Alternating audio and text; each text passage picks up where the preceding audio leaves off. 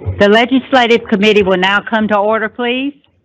I want to welcome everyone here today, and at this time, I would like to call for our legislative update with Josh Waller, our Director of Policy and Government Affairs. Josh?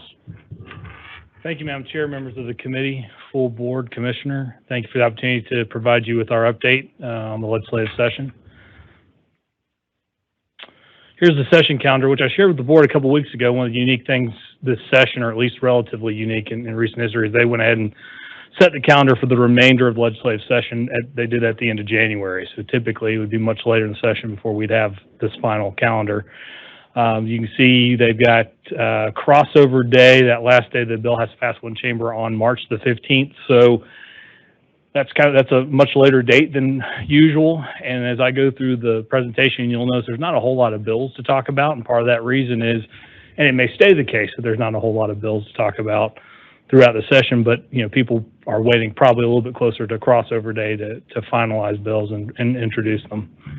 And then signing die is April the 4th, Monday, April the 4th. So one of the things that's consuming, and part of the reason perhaps that the schedule is sort of pushed out a little bit more into April than it has been the last few years, is this last year, as the board's aware, they had to do redistricting for the congressional districts and the House and Senate seats. Now they're doing all the redistricting for counties, school boards, those that are impacted by the change in population based off of this current census. So that's consuming a lot of floor time. And there's a lot of bills because you think about all the counties in the state and all of the school boards. So next, I'll just hit a couple of the key items from session. One that's a big topic of interest is electric vehicle charging. And sort of to add that context, I believe I mentioned it at the last board meeting, but under Georgia law today, you cannot, no one is allowed to sell electricity as a retailer, resale of electricity for purposes of charging a vehicle. So today, where you see chargers that charge, they're charging on the basis of a time. So they're charging based off you're renting a spot and you're being charged. Sorry. Hello? Yeah. All right, sorry. Okay, so just going back to electric vehicle charging, the issue at present is making sure that changing the law so that someone can sell electricity for purposes of charging a vehicle on the basis of kilowatt hours and not being defined as a utility. So right now, technically, no one except for a power producer can sell electricity. There are three bills. The first one is House Bill 1133, introduced by Representative Mike Chokas. All that one does is it makes it legal to resell electricity for purposes of charging an electric vehicle. The next bill, House Bill 1322 and Senate Bill 492, are companion legislation, and that does a little bit more than that. It goes above and beyond to define how the market's structured between a retailer and a producer, getting into a lot of that, what the structure of that looks like, who's allowed to sell.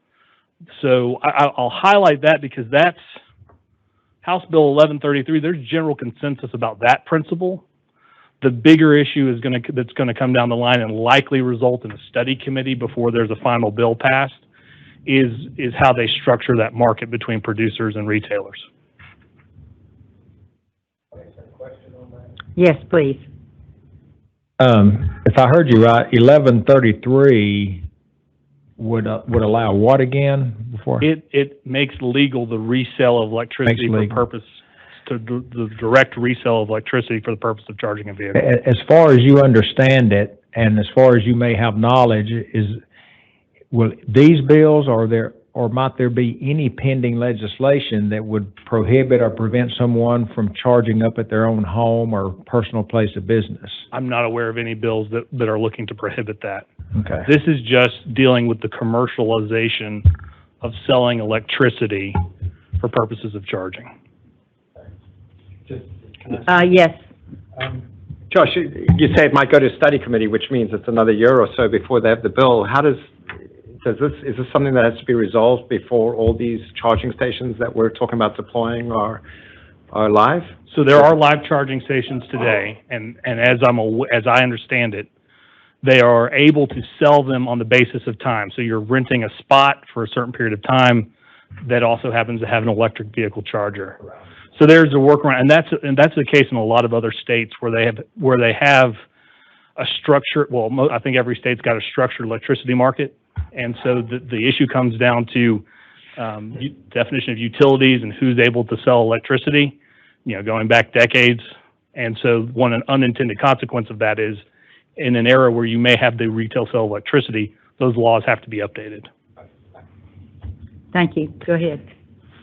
I'd like to. Oh, wait. Excuse me. I'd like to ask a question to the commissioners relates to the electric vehicles while we're mentioning this piece of it on the charging stations and what have you. I'm sure there's nothing that's any pending legislation is any structure or tax structure or what have you that would have any input of how much of, say, would go against, like we have gas tax now. Is there going to be any electrical tax out there or anything that related to these bills?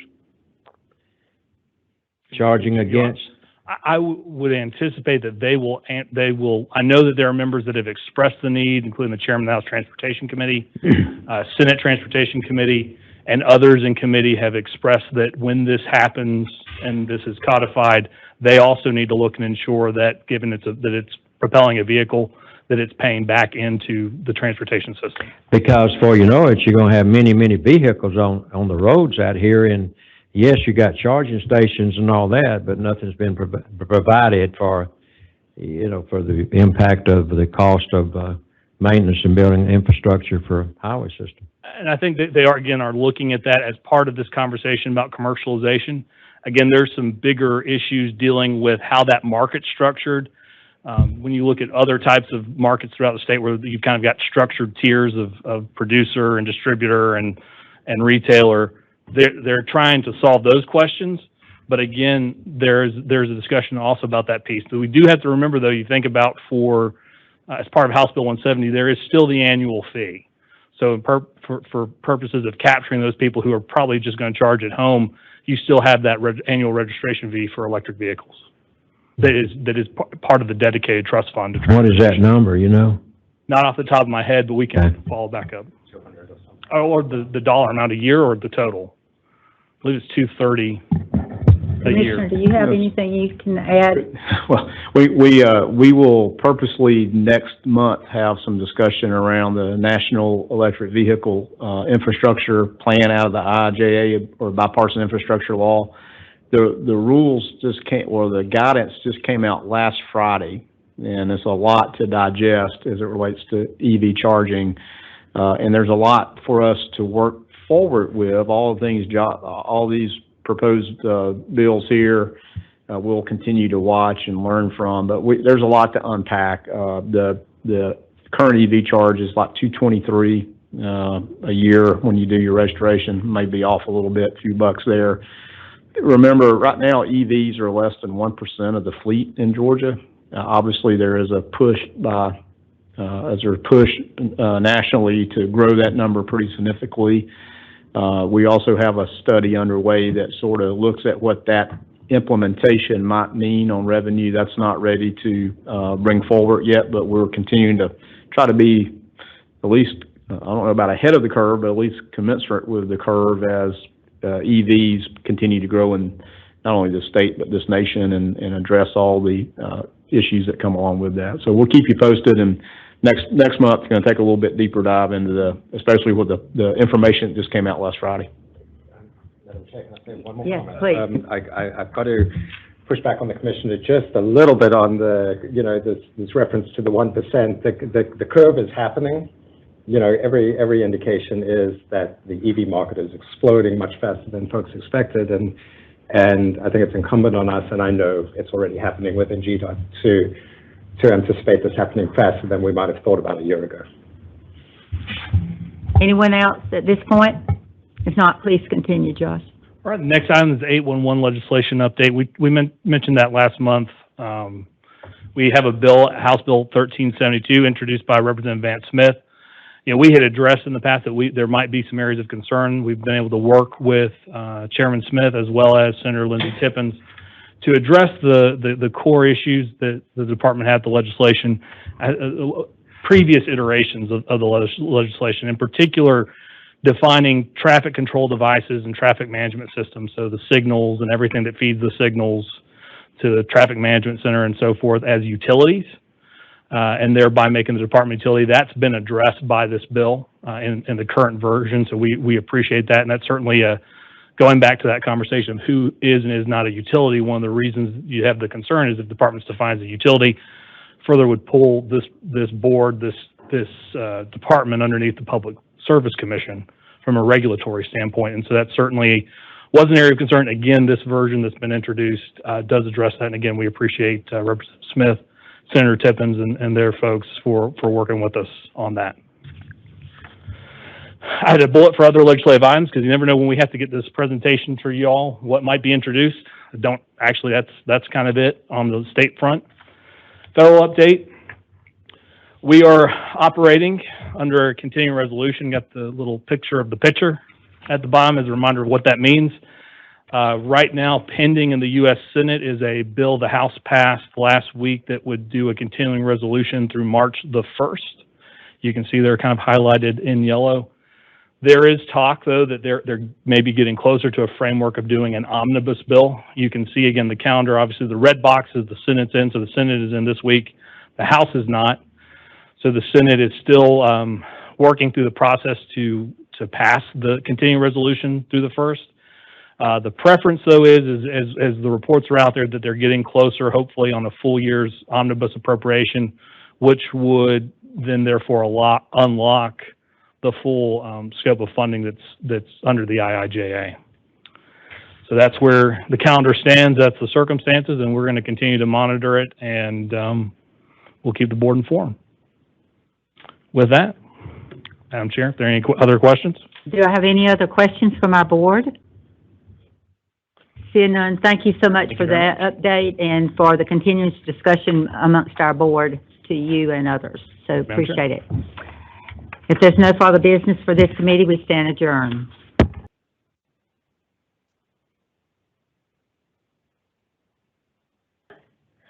All righty. I'm here today to present the amended fiscal year 22 budget that's being proposed by the House currently. The commissioner met last night with the Senate to go over our amended FY22 proposal. This currently is the House version. As you can see here, in fees, there's an additional $56 million, which is in line with what the governor's recommendation was, as well as the $9.8 million in rideshare fees. The only difference between the governor's recommendation and the House version is they had additional state general funds through a fund source swap that they included. In that $30 million, I will go over the details of that later on in the next couple of slides. And then they had a slight adjustment in Greta's budget for the calculation for the $5,000 pay raise. Okay. In this next slide here, you'll see the summary of all the programs by category. You can see that we're currently at a little bit over $1 billion now in our capital projects program, which makes up 46% of our budget. In general operations, it is 11% of our budget. That consists of departmental admin, program delivery, traffic management, the planning office, data collections. In the LMIG program, that's roughly 10% of the overall, which is $196 million. In routine maintenance, the $442 million makes up about 20% of that budget. Payments to Certa is around 4%. Intermodal is 2%. In intermodal, that consists of airport aid, transit, rail, ports, and waterways. You see the GEO bond debt service makes up 7%. And then payments to the ATL makes up about 1%. And y'all may recall last year they became administratively attached to the department. On this next slide here, we're going to break down the fund sources by the program. And you can see here in the request that the House has done, they have done a fund source swap between fees and motor fuel. So those motor fuel funds are being pulled out of the debt service and being supplanted with the fee component there. Those motor fuel funds are redirected and redistributed amongst the programs within our agency in order to do additional dollars have gone into capital construction, as well as you see here, program delivery, data collections, departmental admin, and planning all have slight adjustments to reflect the $5,000 pay raise that the governor proposed, as well as to fund a portion for recruitment, retention, and the filling of vacancies. You've heard the commissioner talk a lot about trying to get our headcount up to the 4,000 mark. We're currently at about 3,600, so that will help with that initiative. On this next slide here, it will highlight routine maintenance and traffic management at the top.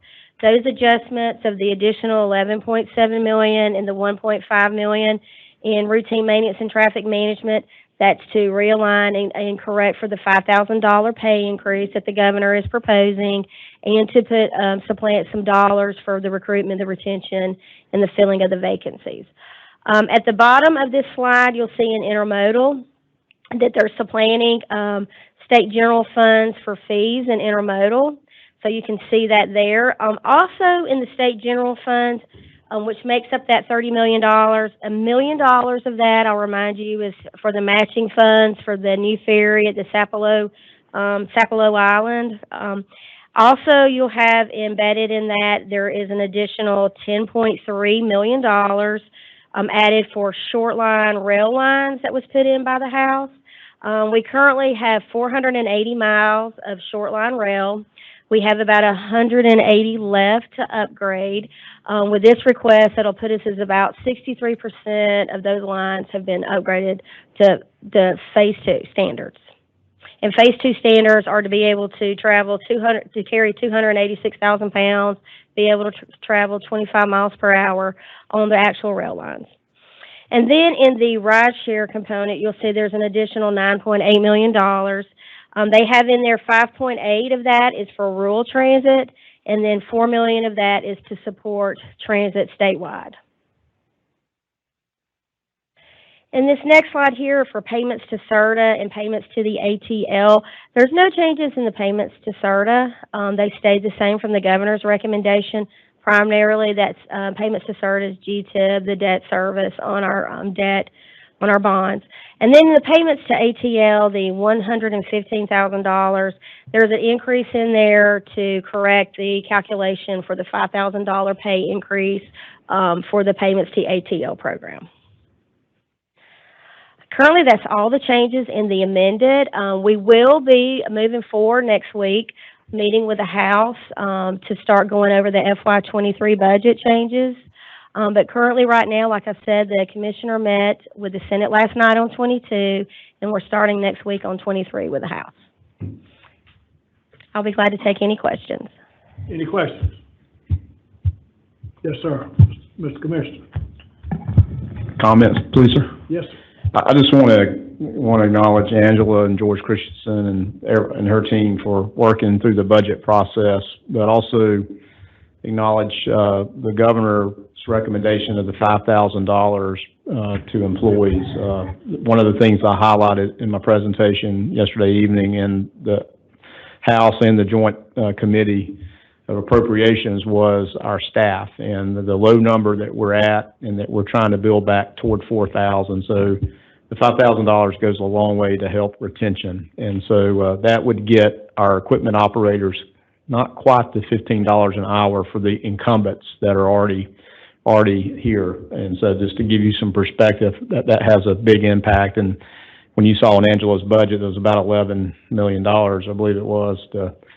That 11.7 is all what it takes to get maintenance employees up. And it's not $15 is close, but $14.90, I think, or something like that. I'm looking at Brad to 95. $14.95. So we're pretty close to $15 an hour, but that only addresses the incumbents. And so, but I wanted to acknowledge that and acknowledge the work of the House to help us get those dollars, the $5,000 correct through each of these budget programs, because some of our employees charged federally, and so it's a lot of calculations because some staff have federal dollars that help pay their salaries, some don't, and getting that mix correct is very important. So it was a lot of work behind there besides just these numbers showing up in these tables, and I just want to commend Angela and George and the team for doing that, but also really appreciative of the governor's recommendation and the House concurrence of that recommendation now moves to the Senate, and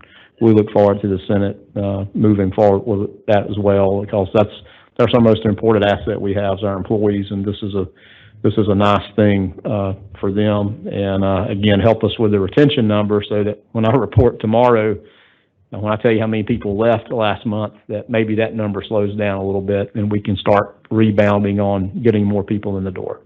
Thank you, Mr. Chairman. Commissioner, let me ask you, when do you anticipate the Senate looking at this? So we did Senate yesterday. I don't know unless Josh has some insight. I would probably guess through next week. I'm guessing. Looking for an educated nod, yeah. Next week, maybe.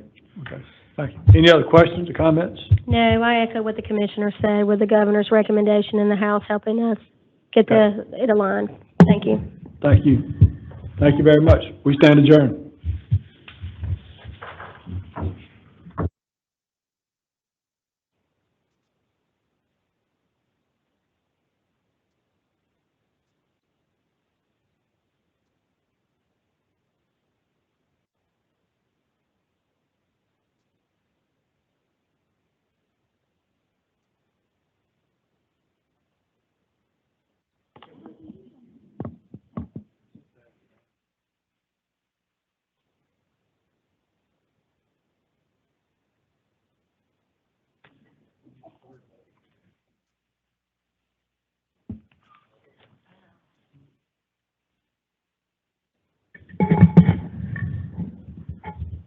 Good evening. We'll call the Equal Access Committee meeting to order.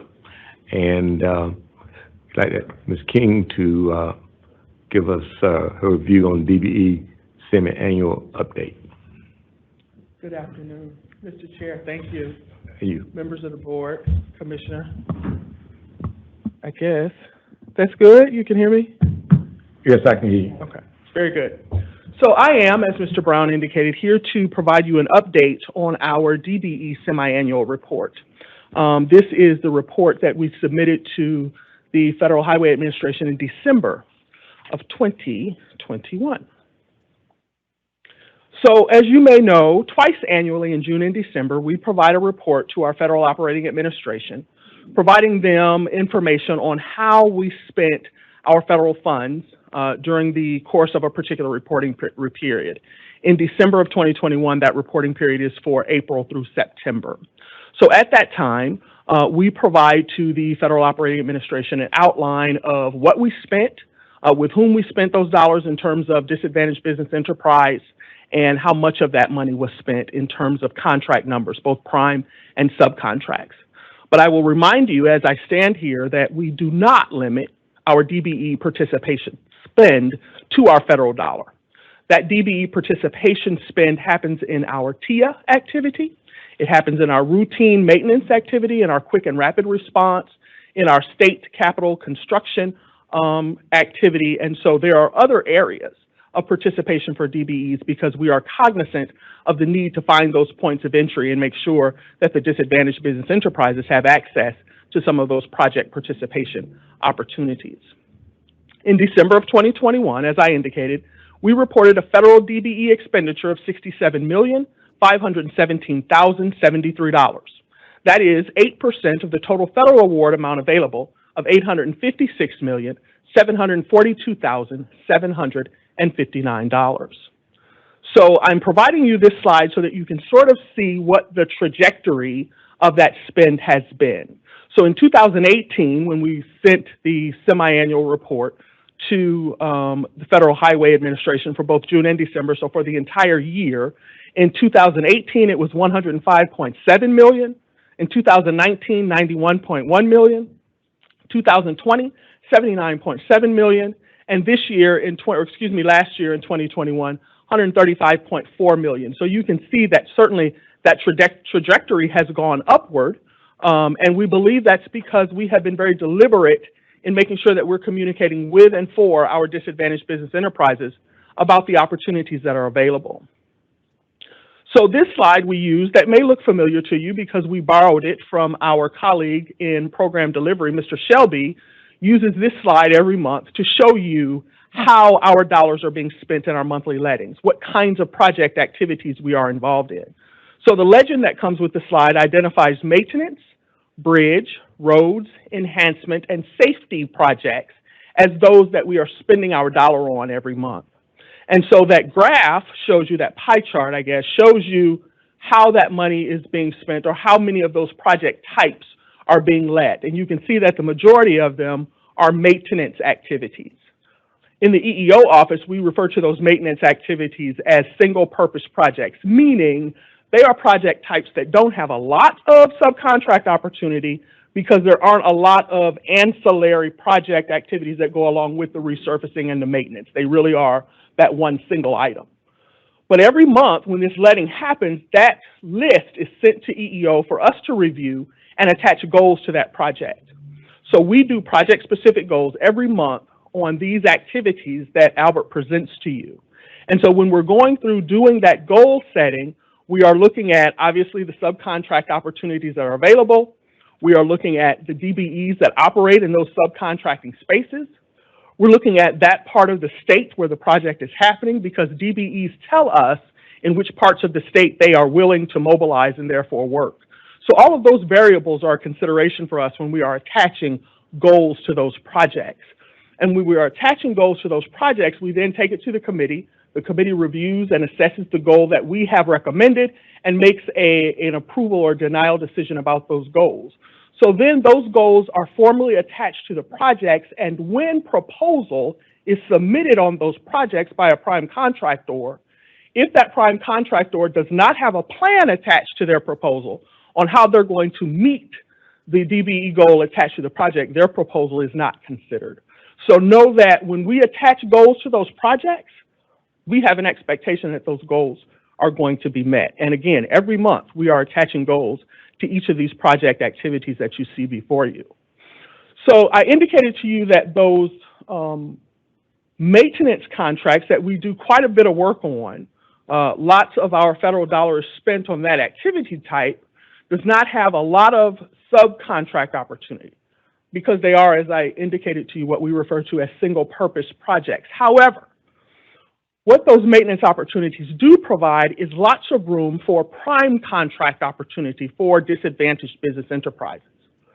So this slide is designed to show you how that prime contracting opportunity has grown for our DBEs over the last 3-year period. So in 2018, we reported 11 prime contracts valued at $8.4 million. In 2019, we reported 26 prime contracts valued at $20 million.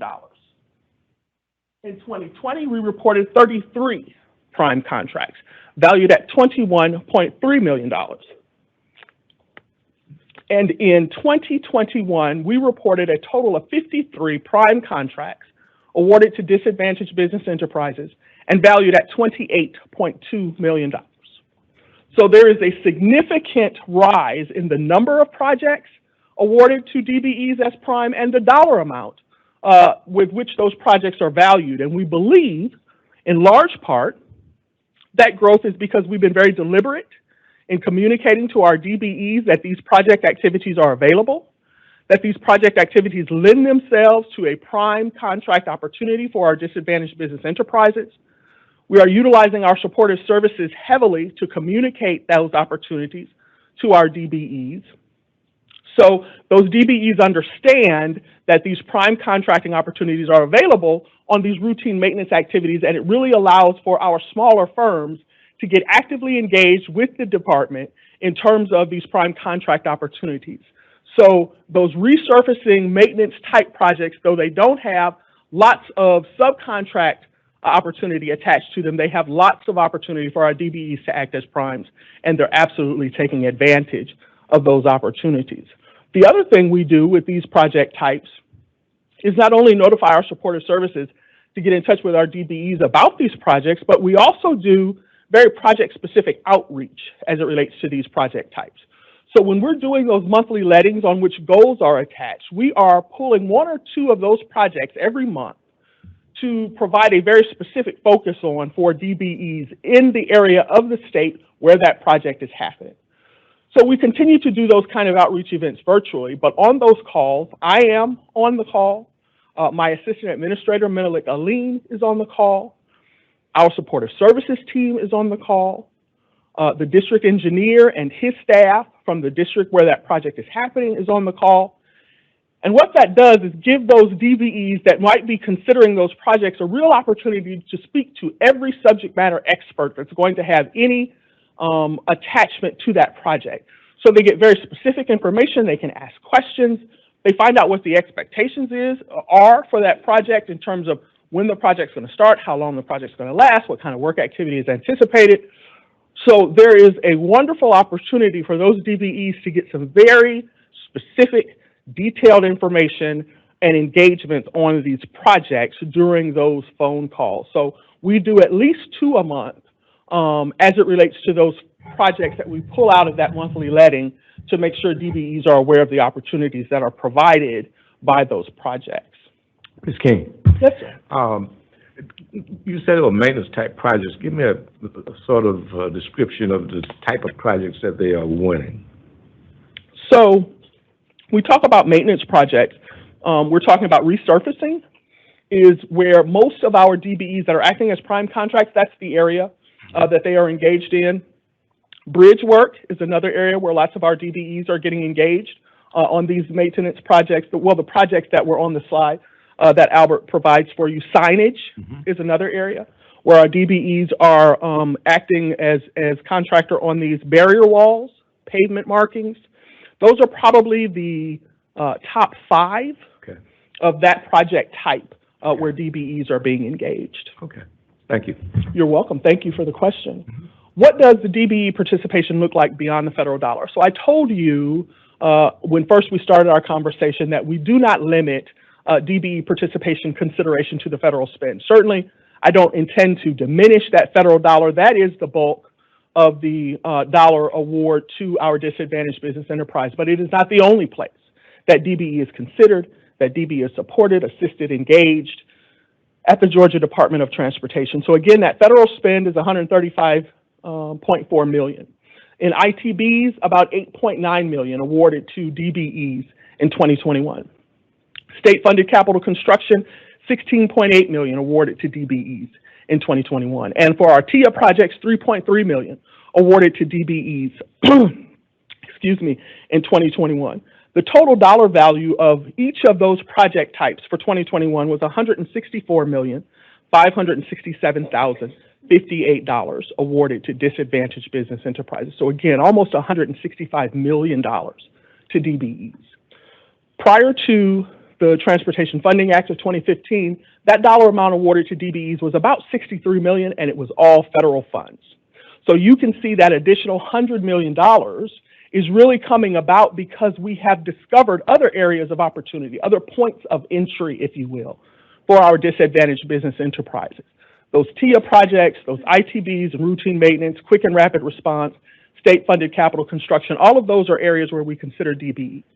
We also have begun considering DBE goals as attached to our bond projects. So every month when we're sitting through those lettings, we have a variety of project types that are in that letting, and we noticed that we began having more bond projects where goals were not attached.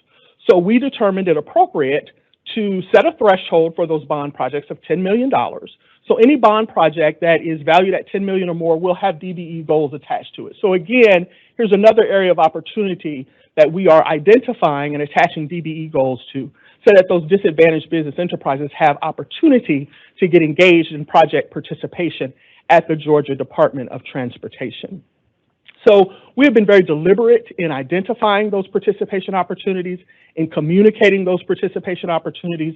You know, we don't stop at notifying DBEs and then getting them certified, but we move beyond that certification to really assisting and supporting those DBEs to get engaged in these project types. In fact, on the routine maintenance, we have a state-funded supportive services provider who is there for the almost sole reason of making sure DBEs know and understand that routine maintenance process, how to get involved, how to get registered, how to get the appropriate NIGP codes, how to submit a proposal, how to begin getting notification of those opportunities, so much so that we continue to see growth in the DBE community as it relates to those ITBs. Just this month, a DBE was awarded a routine maintenance contract, a mowing contract, that are 5-year service agreements. So they're 1-year agreements with 4 1-year renewal periods.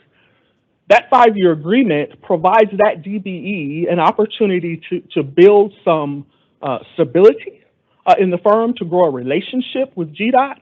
Those 4 1-year renewals will happen automatically as long as the quality of the work complies with the contract expectations. And that was a single $24 million contract awarded to a disadvantaged business enterprise in the ITB space.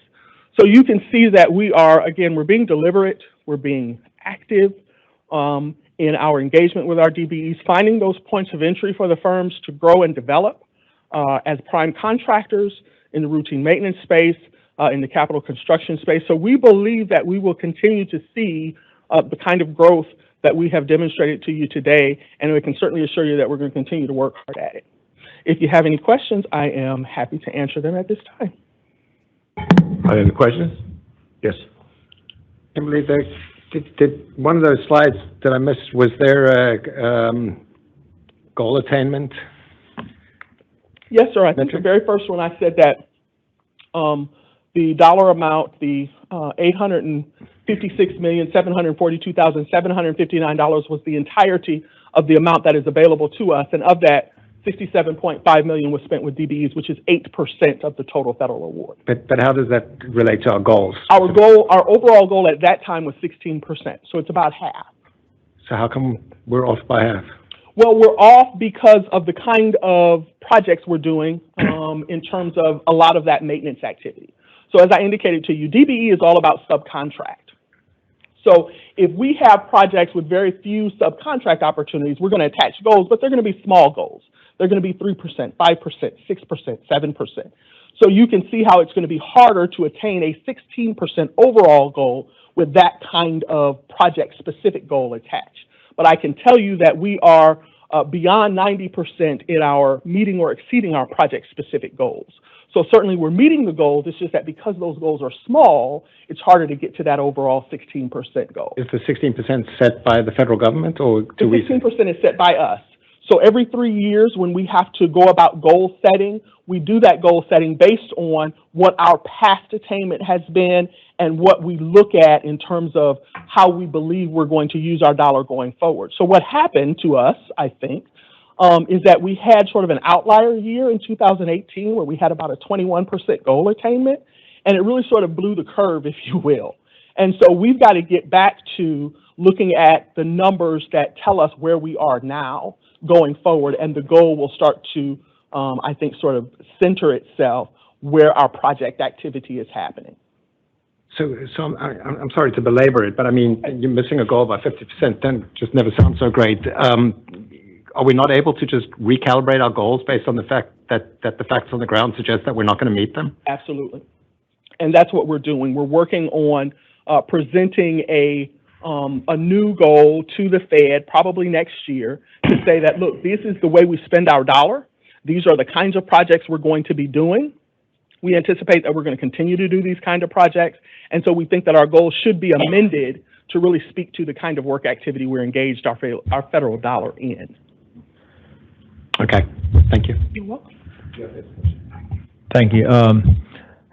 As it relates to, you introduced applying the DBE goes to jobs that will be bonded or work that will be bonded, which is a great direction to go in. I'm just curious, would that have any effect or impact on potential risk? It ought not to, no, because the bond, when we say a bond project, we're just speaking to the dollar amount, or excuse me, the dollar type that's being used to fund that project. So, as Mr. Abel was saying, if we don't meet our stated goals, that wouldn't have an impact on any bonding? No, because that bond project is state dollars. The goal that we have, the overall aspirational goal that we have here at the agency, is a federal goal that we have to meet.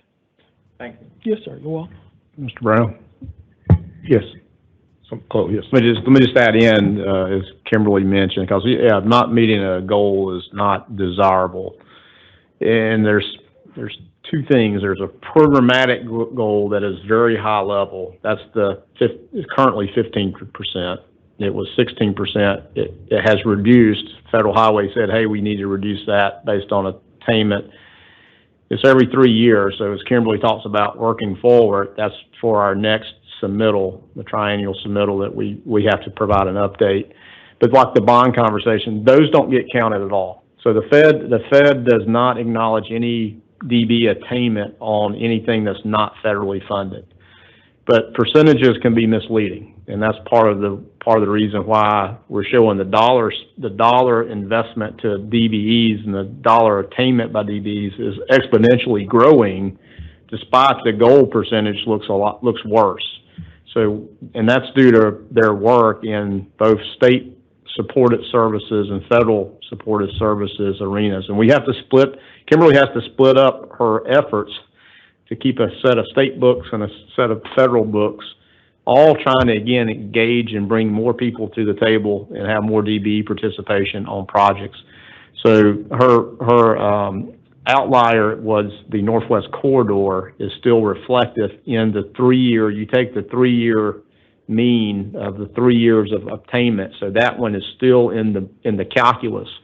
At some point, the overall programmatic goal will reduce for some period of time. Now, the other thing we have to understand is the impact of the bipartisan infrastructure law. And then as some of the MMIP projects get into construction, once they get into construction, there will be a whole lot higher dollar attainment, again, that will have an impact at some point on this mathematical equation that you have to follow through the federal guidance, where you take the mean of 3 years, or average and mean are different things. So so at some point it will tick back up as well, because there's going to be so much dollar volume of work out there as well. So we're sort of in this cycle. But I assure you that I never like to hear that we're not meeting our goal, because that's not our intent. But the project portfolio mix, which is a very structured calculus of how you come up with a project by project DBE goal, unfortunately right now, based on those project types, federal project types don't add up. That very rarely is there even a 16% goal on a project. So you'll never attain the programmatic goal if the project goals are not even above. So it's some methodology madness, in my opinion, that you have to follow. But at the same time, I want to be on record that not meeting a goal is not acceptable. Yeah, I would ask. Sorry, can I, Ms. Brown? Yes. I just think, in terms of this presentation, I mean, I've got a vague recollection of 6 months ago, you did present goal attainment, and we had this discussion. And I don't think it's a terrible thing to have the same discussion every 6 months if we're still, but from a board perspective, seeing numbers go up is always a good thing. But I think everything's about goals and understanding the goals, and I think it's fair to ask that you present that to us, put a big fat asterisk next to it, and then have this explanation, because to me, I would think that should be part of the presentation, because we didn't meet the goal. But there's a good reason for it, but kind of came out as part of a question as opposed to being, forthright in the presentation. So that's my recommendation and request for next cycle. So I will. But the dollars were substantially up, though. Yes, sir. Absolutely. From 2019 to 2021. So I'll remember here that second key needs to be sort of larger font in red, so that you know what we're talking about in terms of goal attainment. And the asterisk that you're talking about, we will certainly put that asterisk in our communication with Federal Highway to say. Maybe I'm not clear. What's not on this presentation is that 8% is 50% of goal. That's not implicit at all in this presentation. Understood. Thanks. Ms. King? Yes? How many DB certified firms do we have? We have a little more than 3,000 firms in the directory at this point. Okay. But, understand that some of those 3,000 don't do highway transportation work. Some of those 3,000 are airport specific. Some of those 3,000 are in areas of work that we don't utilize on our projects necessarily. Okay. Sometimes those 3,000 firms may not be pre-qualified to do our work. They may have allowed that pre-qualification to lapse. We're still going to count them in that overall goal setting calculation, but we're going to understand that we have to be about the business of getting them pre-qualified or registered prior to getting them attached to a project. So we rely on our supportive services to help us with that quite a bit. Has that number been increasing? It has, and is increasing now. One of the metrics that we provided to the commissioner and his executive staff just a couple weeks ago was about how many new DBE applications we're getting, and that is in large part because folk are aware that the Infrastructure Investment and Jobs Act is coming. Okay. They want to be available to participate in the work activity that they anticipate coming. So certainly we're seeing a rise in the number of applications, and sometimes that means we are getting more denials because the applications are sort of hastily put together, thinking that we can get attached to this work right away, and it says to us that we need to make sure we're scrutinizing those applications appropriately. Okay, very good. And just, Kimberly, let's be clear, very clear, that GDOT is the certification of anybody that wants to do DBE for any federal activity, outside transportation. So she said more is most of the DBE, that are registered DBEs are not in the transportation sector. Yeah. And the other entity in the state that does that is MARTA. Mm-hmm. MARTA typically does things that are MARTA related, and so that's the only two entities in this state that anybody seeking a federal contract, which most federal contracts have DBE or WBE requirements in them. Mm-hmm. So we provide that for, you name it, hairdressers, painters, not strop painters, but painters. You can, it runs the gamut, and a lot of those are. She mentioned at the airport concession, anything out of the airport, FAA, DBE requirements. So it's a big body of work outside of transportation. But once you have a DBE certification, you then have to become a registered subcontractor to bid work. That's looking at bonding capacity, or bidding capacities, everything beside your federal eligibility as a DBE contractor. So a lot of people will get DBE certification. They may never do work with GDOT. They may be working with cities or counties to achieve goals there. So it's, when you say 3,000, it sounds like, wow, there's a lot of opportunity, but it's a lot smaller pool that actually do transportation type work. I don't know if you know that number off the top of your head. I don't. 448? Okay, so out of 3,448. Yeah. When you were saying more, I'm like, it's most that are not doing transportation work. So. Yeah. We actually, I looked at an application today that was for a Popeyes franchise, again, at the airport. So we have most of those airport concessionaires do not engage in the kind of business activity that we do here.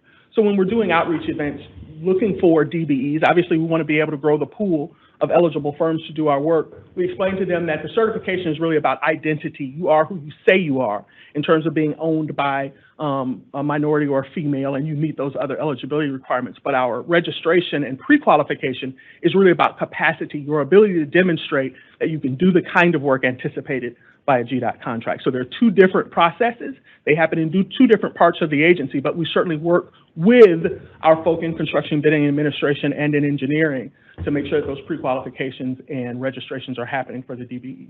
Very good. Are there any more questions? And the meeting is adjourned. Thank you. Thank you, Ms. King, for the presentation.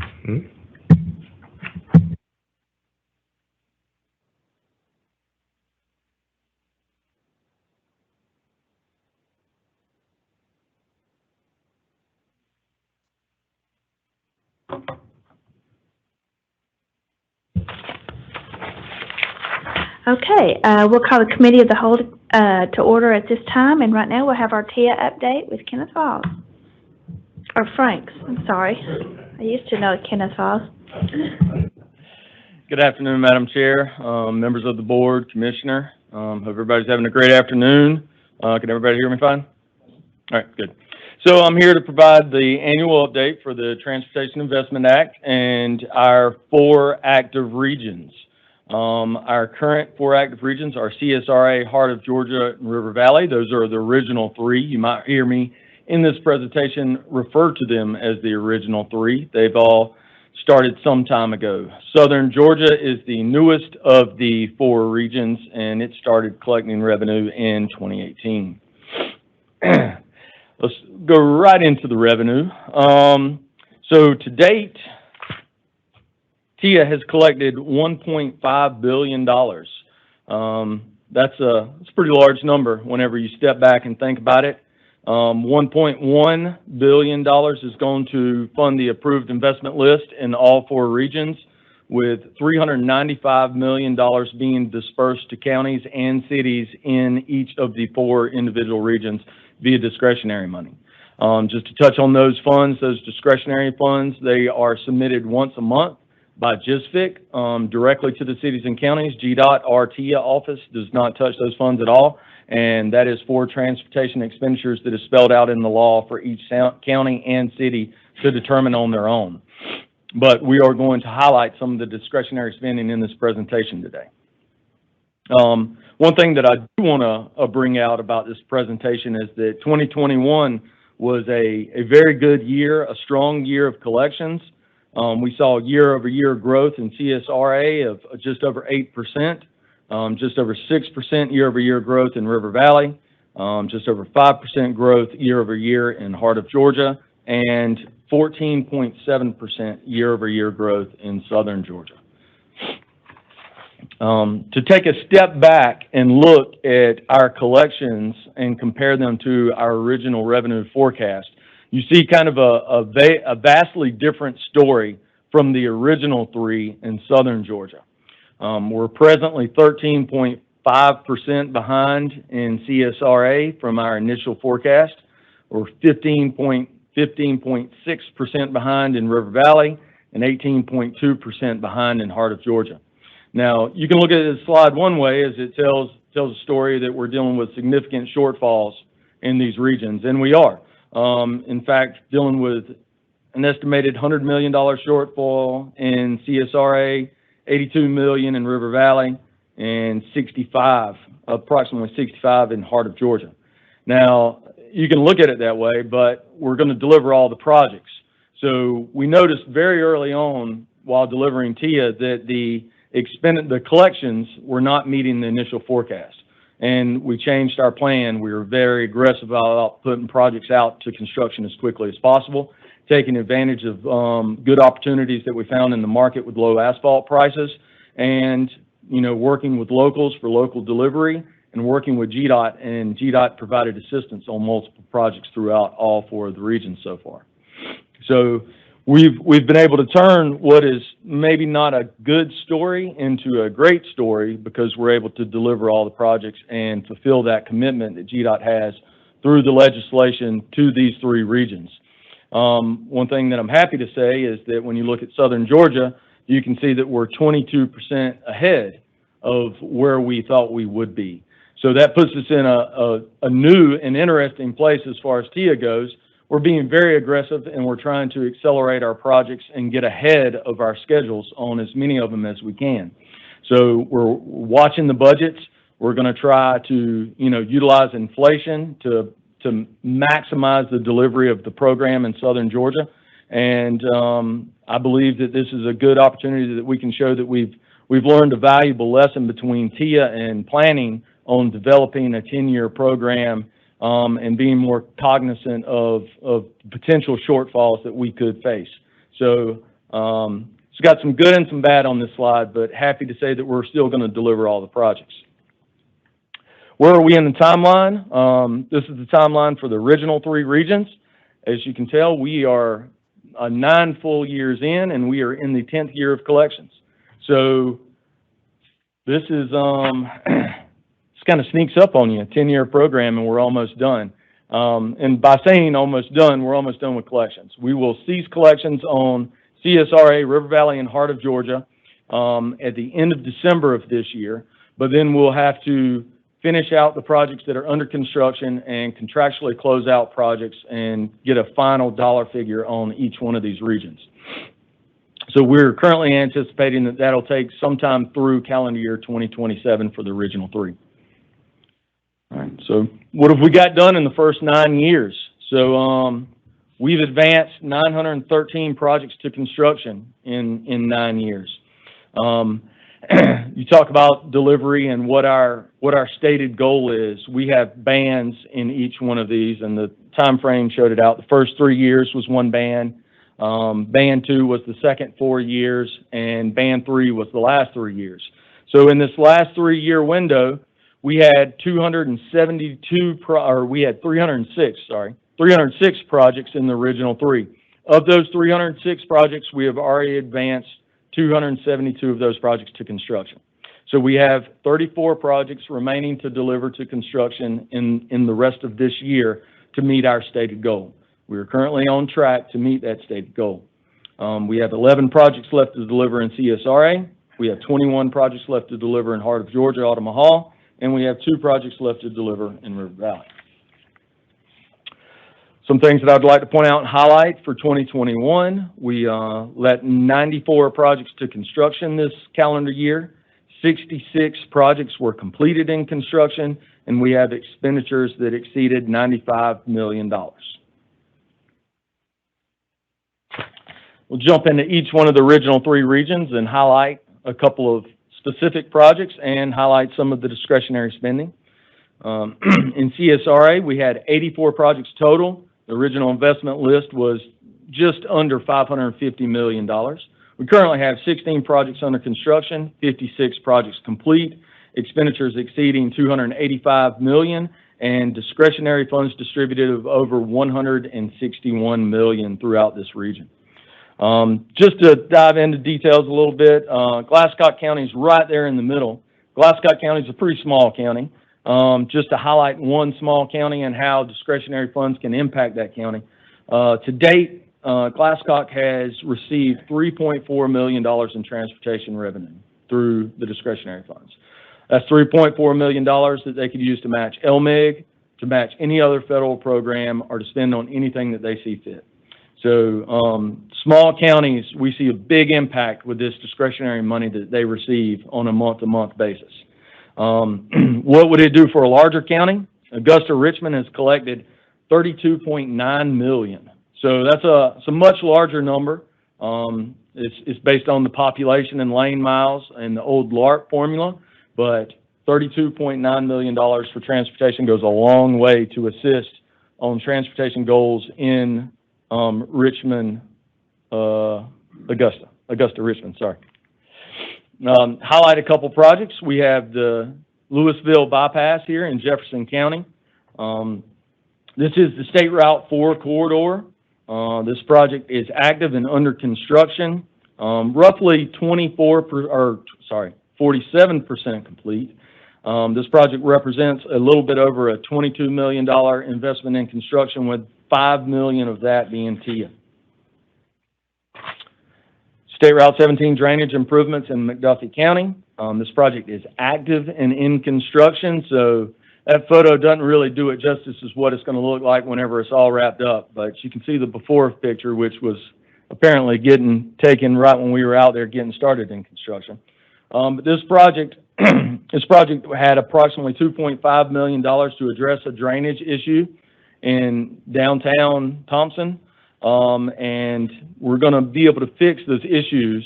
And not only that, we were able to work with GDOT and the district to get $900,000 additional to resurface that stretch of roadway, along with fixing the drainage issue. So this is a great example of how TIA's worked with GDOT to better the roadway holistically from that perspective. This project is currently around 14% complete in construction. A great example of discretionary funds at use in CSRA is this intersection at Harper Franklin and Jimmy Dyes. Richmond County added a turn lane here. So they used discretionary funds to do this. That was money that they had on hand. No oversight with GDOT on this, but it turned out very well for the city, and they really like being able to do improvements like this with their discretionary money. They also took their discretionary money and twinned it with their LMIG money this year to resurface 5 roads totaling $5.6 million. Jumping over to River Valley, you can see River Valley did things a little bit different. River Valley has the least amount of projects out of all our regions. They have 23 projects total. The original investment list budget was $410 million and some change. We currently have 3 projects that are in construction, 17 projects complete, expenditures exceeding $209 million, and discretionary distributed of over $111 million.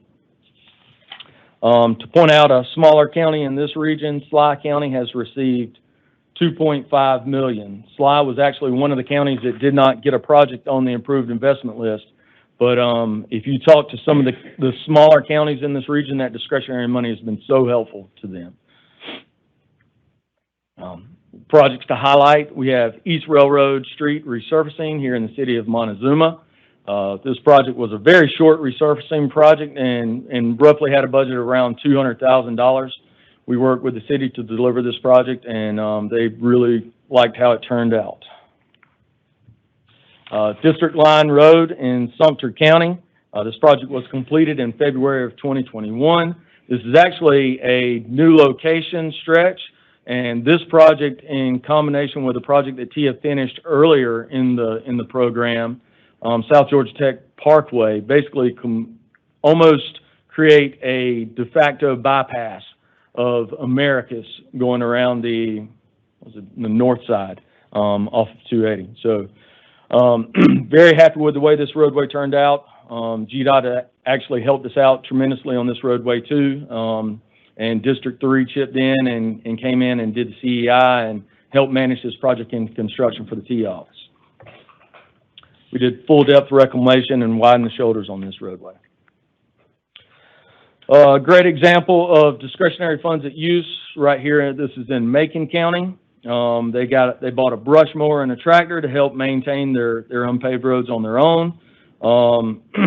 And they utilized their discretionary money to match LMIG on an annual basis. The project on the right is the LMIG project, Brooks Road, that was recently resurfaced in Macon County, and Macon County has received $5.9 million to date in discretionary revenue.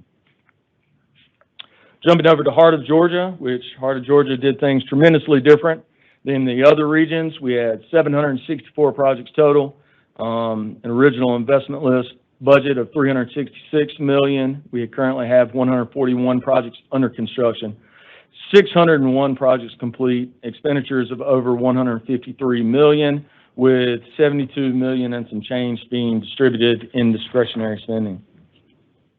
The vast majority of the projects in the Heart of Georgia region were resurfacing/maintenance projects.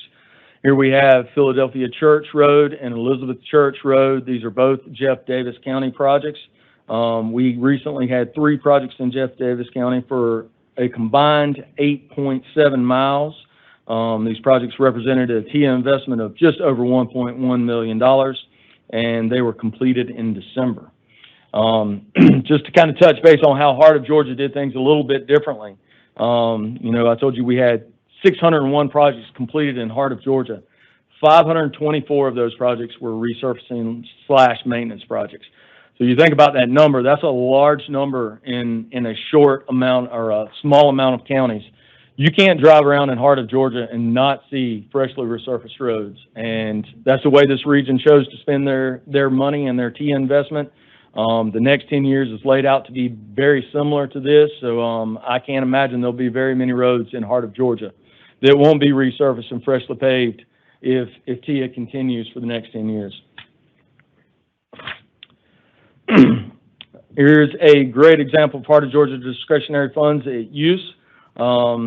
Here in Appling County, a sidewalk was installed that connected a community to a publicly available park. So sidewalk goes into the community, and citizens can walk to the park if they choose. So we thought that turned out really great, and the county happy to utilize and do stuff like that. To date, Appling County has received $5.4 million in discretionary funds. The city of Cochran, just to point out one of the smaller communities, city of Cochran's only received $521,000, but you know they've utilized that $521,000 in positive ways. They recently took their discretionary money and replaced the roadway signs throughout the city. So that's one thing that turned out nice, and citizens all appreciate being able to see bright, shiny signs whenever they're all updated. Jumping over to Southern Georgia. Southern Georgia does have a different timeline. As I pointed out, it's a pretty big year for TIA in the original 3 regions. It's our last year of collections. It's a big year in Southern Georgia as well because it is our last year in Band 1. So to meet our stated commitment, we have 11 projects left to deliver to the construction phase before the end of September of this year. We're currently on schedule to meet that commitment. So that's an update on the timeline for Southern Georgia. We have 151 projects in Southern Georgia. The original investment list total was, our budget was $408 million and some change. We currently have 18 projects under construction, 62 projects complete to date, expenditures of just under $61 million, and $49 million dispersed via discretionary. Cloudstone Road and Simpson Lane, this is in Lowndes County. Was a 0.2 mile grade drain basin pave in Lowndes County. This represented an investment of just over $1.7 million. This project was completed in January, and we have a few final punch list items to complete, and we'll wrap this one up. One of our larger projects is State Route 32 widening in Coffee County. This project has a construction budget of $25 million with a TIA investment of $25 million. This project is approximately 44% complete in construction. A good example of a small city doing big things with discretionary funds in Southern Georgia is the city of Homeland. The city of Homeland purchased a Gradall and a small dump truck with their discretionary funds with a total cost of $34,000 for both pieces of equipment. They've received $110,000 to date. So they're just in the 3rd year or 4th year of collections. So that number will bump up a little bit, but that can show you what a small city can do and take care of some of the maintenance on their own. Another discretionary project to highlight is Lowndes County. This is 1 mile where they did a grade drain basin pave on these projects in a neighborhood on Woodall Drive and Ridgecrest Street. Total investment of $900,000 in discretionary, and Lowndes County has received $4.2 million to date in discretionary funds. And with that, I'll kind of highlight briefly what we got coming up in the next 10 years. We have a 10-year program with a 10-year forecast of $923 million in CSRA. That would represent $230 million in discretionary. This program will be getting started in January of next year. And Heart of Georgia 2, again, we recently discussed this last month with 580 more projects for the Heart of Georgia region, an investment of $392 million in transportation, a potential investment of that with $98 million in discretionary. That will be on the May ballot. And River Valley, 45 projects representing a transportation investment of $664 million, $166 million in discretionary funds potentially available. And that one is also on the May ballot. And with that, we'll take any questions about TIA. Mr. Lewis?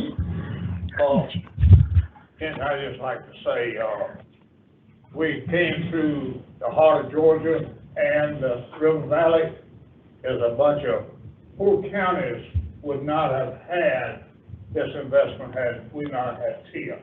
And we appreciate that work that those have done, and it has increased a lot of good activity in these counties, and we appreciate it. Thanks, sir. It's been a great story to tell with a combined effort between the TIA office and GDOT and TIA office and a lot of local governments throughout those regions. Okay, thank you. Mr. Lewis? Thank you, Madam Chair. Ken, if I could draw your attention back to one of your earlier slides, I don't know if it was the first, second, or third one when you first started. It was a lot. Yeah, no, and it was the one showing, maybe before that, showing some negative percentage on, yeah, here we go. Yes, sir. You mentioned on those three where it's showing a negative percentage that those projects would be completed. Yes, sir. I just want to try to understand if there's a shortfall between what's actually collected and what's forecast, how will that be reconciled, or how will that difference be made up? So, realistically, it's been made up through the 9 years, and it's been made up through a lot of different ways. Very early on, we saw great construction prices, and the vast majority of the projects that were delivered through construction were delivered well under their initial budget. One of the other ways, and the total forecast, the original forecast, was not all budgeted in the projects. So, of course, the 25% is automatically chopped off, and that's dispersed to the cities and the counties. The 75% was broken up into multiple pots. There's been an administrative pot for GDOT and locals to deliver funds. So that administrative pot of money, which we've cut tremendously and seen tremendous amount of savings on that. So we freed up money by saving money on administrative costs.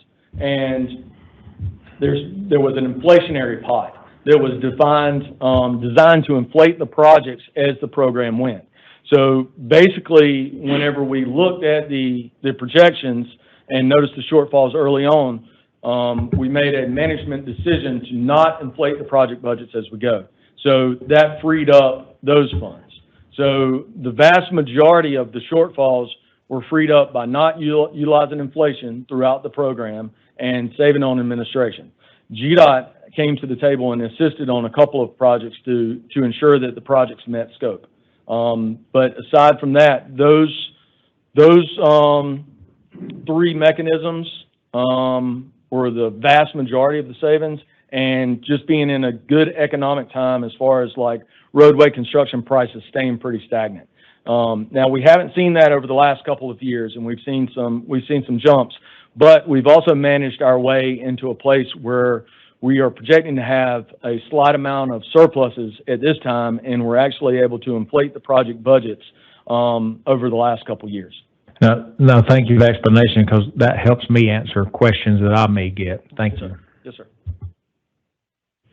Any other questions or comments? I'll just add on to Kenneth and his predecessors over this 10-year, it's hard to believe we've got a 10-year-old here, managed very diligently in ensuring that the approved investment list by the law had scope of work. So we made sure that we delivered on that scope, but it really became designed to budget, and the budgets were took a lot of haircuts to make sure that we delivered every project. One of the things you had to be careful of over a 10-year period is if you satisfied everything everybody wanted in the first projects, you'd have no money at the end. And he just said that looks like we'll close the books with any dollars not used get redistributed back to all the counties based on that formula distribution. So this is not GDOT money, it's local money. We've treated it as such. The other little thing that helped too was interest. So as the revenues were collected, the Georgia State Finance Investment Commission actually has the account. We don't have the account here. We have to draw on that money. It's separate it and bifurcate it from our dollars, which is good for transparency. But interest earnings also helped because interest rates were pretty good for a while.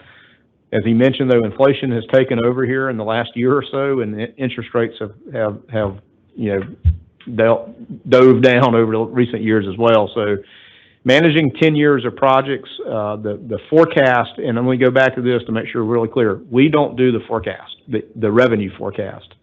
That was done by economists. And so the three original economist forecast, they had a low, medium, and high forecast. The medium was chosen, but then there was some changes in tax policy at the state level that certainly had an impact on revenue. Plus, there's a few little ups and downs in the economy over 10 years as well.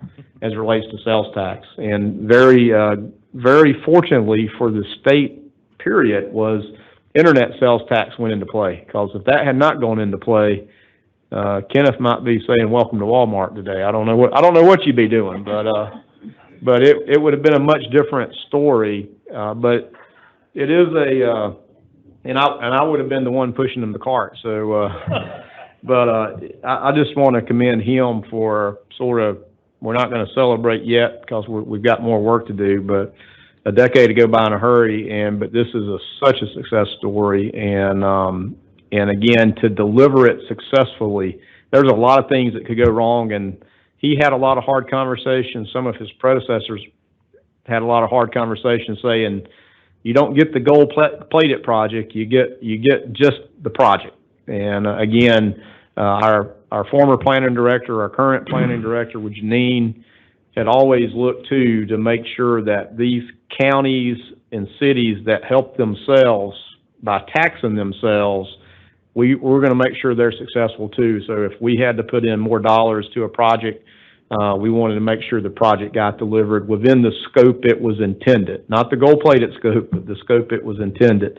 And there's actually a provision of law too, and the provision of law is make sure that the state didn't take dollars out of these regions because they passed this. So we always wanted to be additive on whatever other projects we had that were non-TIA, and then try to be additive where we could on these projects to make sure they're successful. So it's been quite the journey, lots of lessons learned, and my hat's off to Kenneth and his big team. Remind us of how big your team is, Kenneth. We have, counting me, 4 GDOT employees and a team of consultants. So it's very lean. That's when he said cut administrative. Everything was lean as possible because we've always viewed these are not GDOT dollars or these are local sales tax dollars and treated them as such. So, thank you, Madam Chair. Just to mention one thing, a few years ago, we discussed the 4-laning of US Highway 280 from Columbus to Savannah to the port. And this project, the TIA, has taken in a lot of those projects, and we are proud that the county voted in, and we'll have US 280 from Cordele back to Columbus just about maybe for this next 10 years.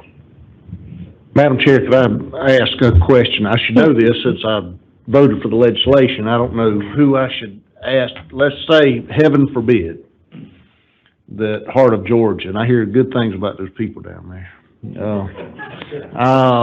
Heaven forbid that in May the referendum would fail. What is the re-up for that? I mean, can you present the same project the next year for a vote, or how long would that be delayed? There's a 2-year wait. 2-year wait. Go back to a vote. I think it'll pass. I think it will, and I think a lot of what you said about the delivery of the projects, we disrupt. We know that, but it's been handled well. It really has. And the additive part, that was the fear of the change in 15 with the extra revenue, was that we were going to get the short end of that stick, and that hasn't been true. So we should be fine, but I couldn't recall what would happen if we missed. Do we have any restrictions? This may be another question, as board members of being involved in that? I would say you might want to talk to Matt. You can educate, but you can't necessarily advocate. Okay, well, that's good. Some fine lines in that. I was asked about as a board member. Yeah. I told him, like Speaker Murphy used to say, I'll be for it, against it, whichever you think will do the most good, based on my reputation. But that was what I'd intended to ask that question before we left this week.